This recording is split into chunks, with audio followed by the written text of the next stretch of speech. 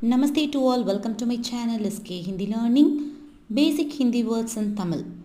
எனக்கு முஜே, உனக்கு துச்கோ, யாருடைய கிஸ்கா, நம்முடைய ஹமாரா, இங்கே இதர், அங்கே உதர், என்ன கியா, எப்படி கைசே, இன்று ஆஜ், நேற்று கல், நீங்க ஆப், நாங்க ஹம், இது யக், அது வக்.